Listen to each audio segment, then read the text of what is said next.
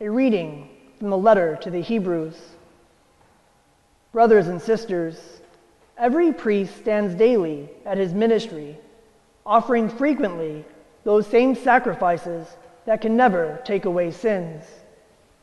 But this one offered one sacrifice for sins and took his seat forever at the right hand of God.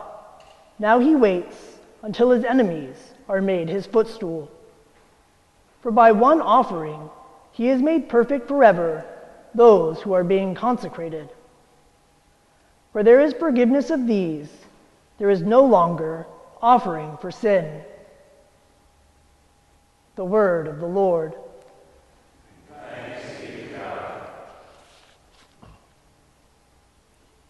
I'm not exactly sure when, but at some point along the line, I bought into this idea that I have to do everything just right. I have to write the perfect paper. I have to make the perfect comments in class. I even have to say those perfect words during my Vespers preaching. I have to do all these things perfectly and well, because if I don't, you'll realize it's not the war horse who is a sham. You'll realize it's me who's the sham. Somewhere along the line, my pride led me to this idea that I'm not actually good enough. So therefore, I have to prove to you that I'm worthy of your love and your respect.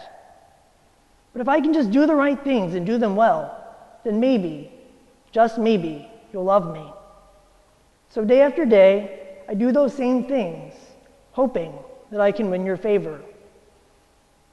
And so the letter to the Hebrews tells us, the priest stood daily at his altar offering those same sacrifices. The unblemished lamb is burnt offering, pouring out those same libations. And they never brought with them the sacrifice that they desired. The sacrifices left them conscious of their sin and separated from God. When I think about this passage to the Hebrews, it reminds me of my junior year in high school. I was tweaking my resumes and getting ready for college applications, making sure I had the right leadership positions and enough community service hours, worrying about all those three-letter acronyms, GPAs, and SATs.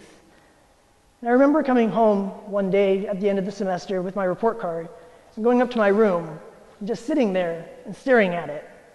Because even though I had done everything right, I still felt unfulfilled and empty, with a deep sense that on my own, I could never make up for what I lacked. I realized that on my own, I could never earn God's love.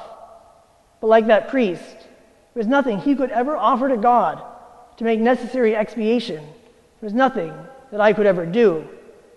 Only Christ could do it. And he did do it for us, freely offering himself upon the cross. And like the letter to the Hebrews says, by this one offering, he has made perfect those who are being consecrated. It's in Christ's sacrifice that we're made perfect, because it was how Jesus showed us God's perfect love. No matter how well I do something, I can never buy it. God's love is not for sale.